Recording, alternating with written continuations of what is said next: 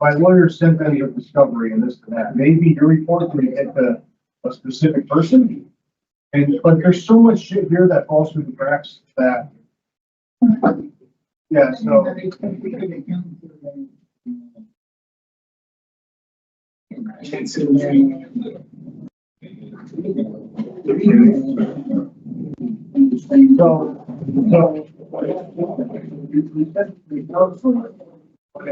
Was he got something there?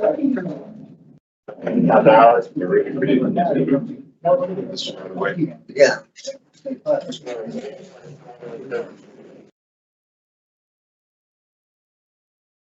And what happened? Please,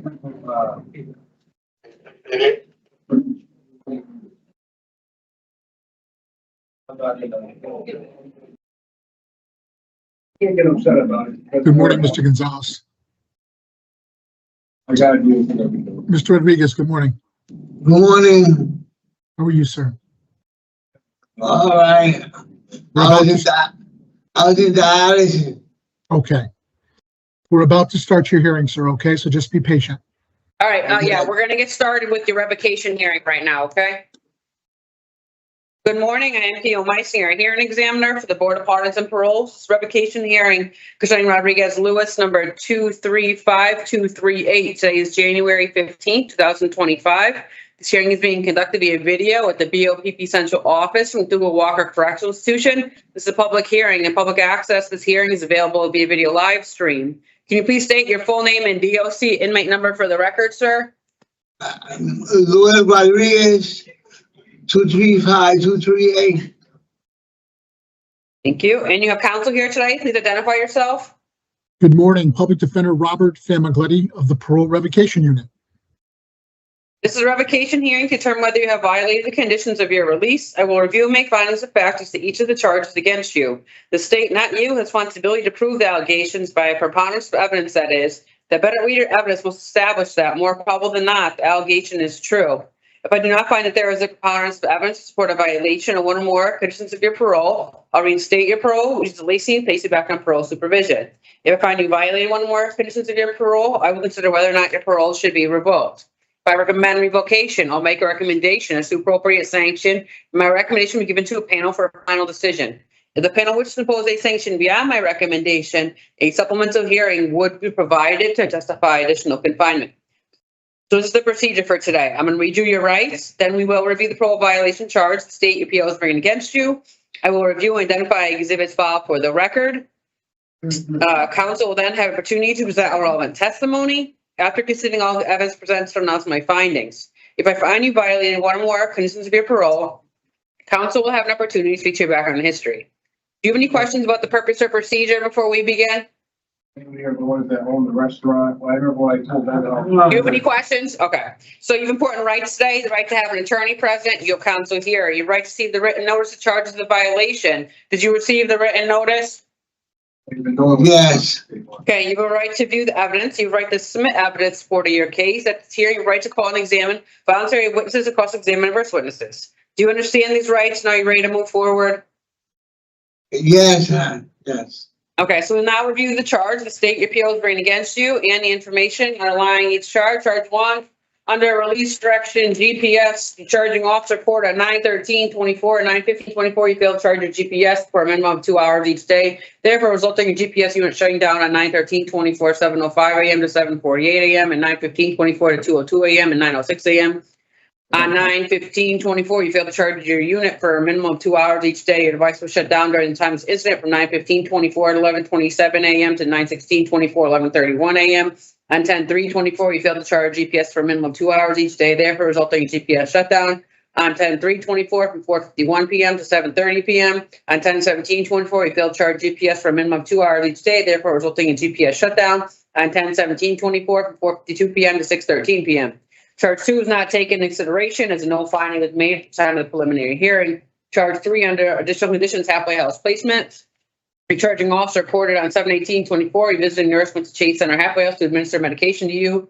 Your blood sugar was elevated and she asked if you were following your diet medication. Staff checked the last time you had taken your medication in the evening. That a nurse and discovered you had taken the medication twice since being in the facility on dates 7/12/24 and 7/16/24. The nurse stated you should be actively taking the BS levels in your Lantus every day or every night, especially due to your health conditions. She stated your blood sugar level should not be no more than 500, and that below 500 will not register on the machine. It just stayed high. On 8/29/24, refused to show Chase staff the Lyft app, but showed only a message stating 7 minutes. When resident supervisor McFadden asked you to text, you refused to speak to her. You stated that you were being denied from the facility. You then called 911. APD Rodriguez had to stop his meeting to assist with this matter. When you were given permission to leave, the Lyft driver was outside. You stated, no, I am going to call the police. Someone's going to pay for this. This is a crime. You choose to let the Lyft driver leave.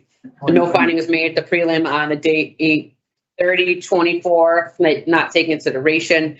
On 8/30/24, at 5:30 p.m., you requested medical attention due to port and your chest becoming exposed. You were given a 4-hour pass to St. Mary's Hospital. You signed out at halfway house 6:40 p.m. Were instructed to notify staff on your arrival at St. Mary's. However, you failed to make contact with halfway house at 8:45 p.m. Our staff called St. Mary's Hospital. The nurse confirmed you were not listed in their system. Subsequently, Waterbury was contacted and no records were found there either. Attempts to reach you on your cell phone were unsuccessful. You finally called Chase Center at 8:55 p.m. claiming you were at St. Mary's ER. Upon verifying both hospitals, you had not checked in at St. Mary's till 9 p.m. You were unfound for duty for 2 hours and 20 minutes. On 9/15/24 at 1:30 p.m., you went to the front office. Chase Center halfway house requested to go to the hospital because your teeth were hurting. The nurse hotline was called. It was recommended you go to the hospital. You were issued a pass to St. Mary's Hospital, left the facility at 1:47 p.m. Around 3 p.m., you returned to the halfway house with no discharge paperwork from St. Mary's. Staff noticed you had several abrasions to both elbows and knees. You stated you got dizzy and fell when you got to the horse. You stated after you got dizzy, you turned back around and turned the halfway house. You were in coma for 1 hour and 13 minutes. There's no finding on that part 2 date of 9/15/24.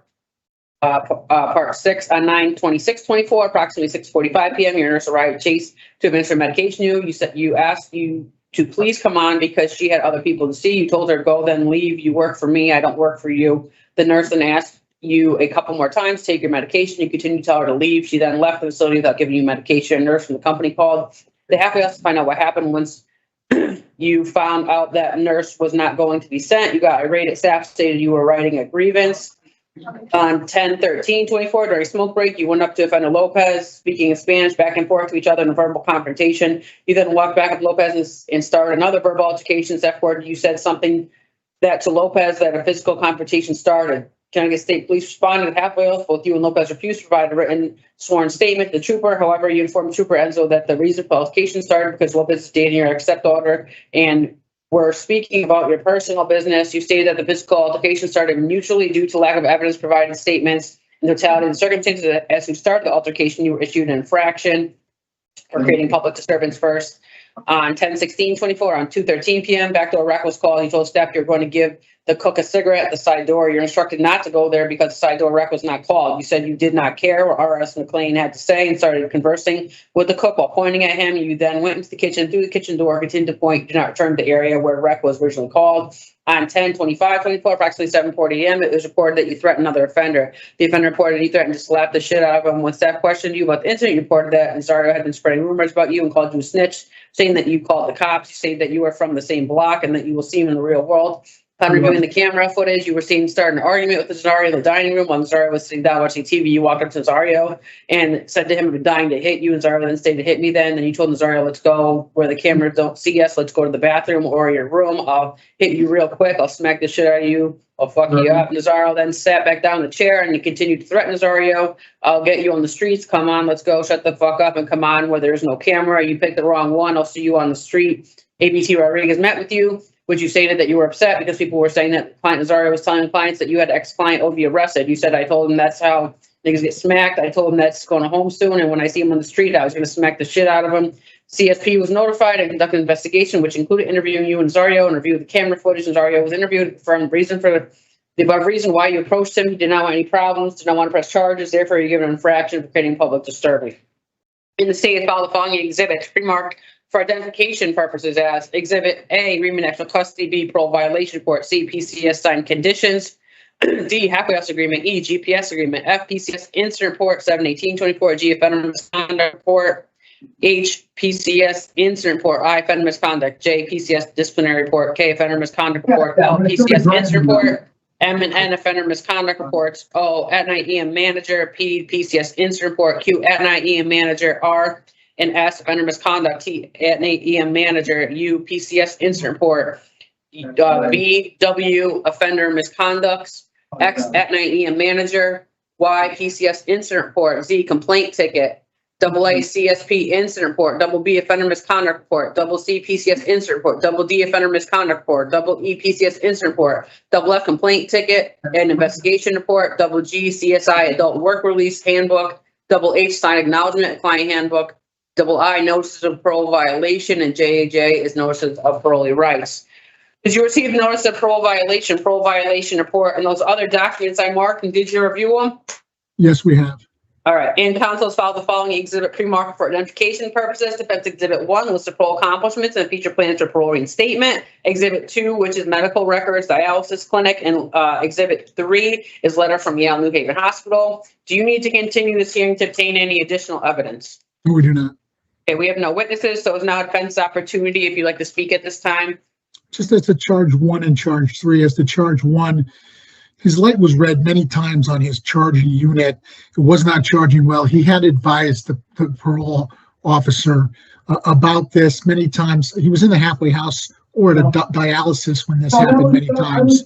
As to charge 3, the majority of these are with medication and confusion between whether or not the halfway house staff or the nurses were administering and verifying whether or not he took his medication. I don't think any of them are serious. Thank you for your time and consideration regarding the preponderance standard. Thank you.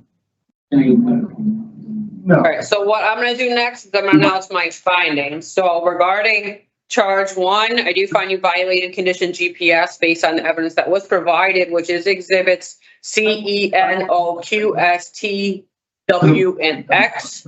As I stated, charge 2 was not taken into consideration. Charge 3, I do find you violated condition halfway house placement based on the evidence that was provided, which is exhibit C, D through F, G, part 1, H and I on part 2, L and M on part 4, P and R on part 5, U and V on part 6, Y, Z, double A, double C on part 7, double C, double D, part 8, and double E and double F on part 9.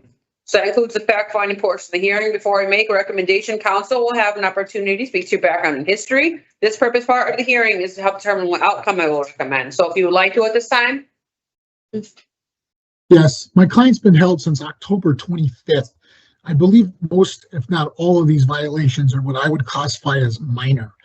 He's fully disabled, 53 years of age, supported in the community by his father, brother, and most importantly, his fiance, who's a visiting nurse. He has 5 children, 4 of which were adults. Unfortunately, in 2023, his 33-year-old son was murdered, which was a significant stressor in his life. He receives SSI disability for kidney failure. He receives dialysis 3 times a week, and he's in need of a transplant evaluation. That was scheduled for December 4th. Unfortunately, he was incarcerated. We can't say for certain whether or not he needs a new kidney, but he certainly is in transport failure, and he cannot have that evaluation while incarcerated. He was med compliant. Nurses, he was meeting with the nurses 2 times a day, meeting with his psychiatrist 2 times a week. We submitted a letter verifying the need for an evaluation for a transplant. As I stated, in one of these incidents with the halfway house, he had fallen, and that's why he didn't get to the hospital. That's why he was late. Most of these are him being either late or failing to appropriately charge. There were the 2 incidents, but neither of the victims wanted to pursue in their infractions. I'm just saying this regarding the halfway house placement. He's not a risk to himself. He's not a risk to the community. Most of these medicines were dialysis and kidney medicine, not psychological medicine that he wasn't taking. He does suffer from PTSD, bipolar disorder. The PO is recommending a lengthy period of time in jail. I know it's his 4th violation, but I certainly don't believe for the nature of these violations, especially considering his health consideration, or his health situation, that he should receive a lengthy sanction. I'd ask for that January 30th release date. Thank you for your time and consideration. Thank you. So I'll be with you with a recommendation. We'll do it like orange cigar bars. Not like the actual bar, but like, where the couches they start, and, I was still with all my friends, they all, even Kelly's boyfriend Johnny, he's like, bud, you're just gonna get through this, get the fuck out, he goes, and we can have a good time. All right, so I will put on the record, I did listen to testimony, had reviewed evidence by the state. This is the offender's fourth parole violation, or 3 prior for absconding, as well as a criminal. There are 11 misconducts I get all of that handled, I wanna get all that were issued. Defender was on parole for 6 months before being returned to custody. I have reviewed all the evidence regarding the offender's medical condition, and all the evidence submitted by defense, as well as taken in consideration no findings made at the hearing, as well as severity of the violation behavior. So based on this, I am going to recommend that parole be, So that's one my, second, save money, get my bills paid. And parole be revoked and that you be re-paroled for June 25th, 2025. This is about a 8-month period of confinement as sanction. I recommend the following parole conditions: halfway house placement, mental health evaluation, and treatment as deemed necessary, behavior management program for anger management, and general no contact with Boss House 480 Lewis Ave, Meriden, Connecticut. So this will be presented to the parole board January 30th. So they're going to make the final decision on that. So it could be made lower, could be as soon as January 30th. It can also be later if the board wants to make it later. That's just my recommendation. You understand, sir? So the hearing examiner has recommended an 8-month sanction, but that's not the final decision, sir. They'll make the final decision on January 30th. So give me a call, sir. She understands. Sir, Out of all this time that I've been incarcerated, and this is the worst time. I really regret. This is like, to give me a chance, you would never see me again. Mr. Rodriguez, she's already considered. She's already made her considerations. She's always made her findings. I made our arguments. Like I said, this is not a final decision. The board will decide on January 30th. Okay, have Melissa give me a call on January 30th and I'll let her know what happened, okay? You would never see me again. Okay, sir. The hearing is, give me a call if you have any questions, okay, sir? You'll know January 30th what their decision is, the parole board. Okay? Call me if you have any questions, sir. Take care. You're all set, sir. Oh, no, definitely not. Nope.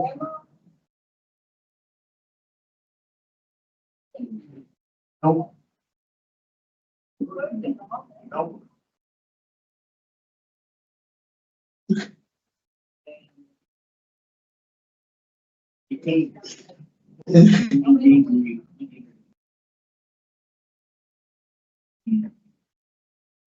I work out every goddamn day. Yeah. Yeah, no, I think mentally I've been in a very good place.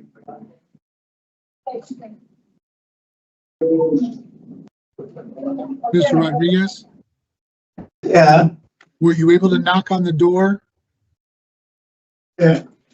Yes, you were? Okay.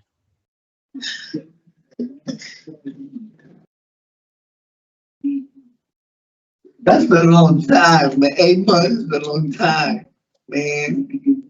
Sir, I understand. Unfortunately, this is a recommendation. Make sure you knock on the door because there are other hearings after yours, sir, okay? Call me if you have any questions. And that I was using drugs on probation. Like I was passing all my drug tests, you know.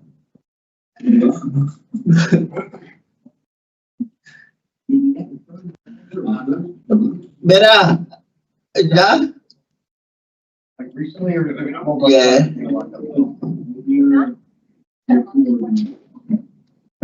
I gotta get. Rodriguez.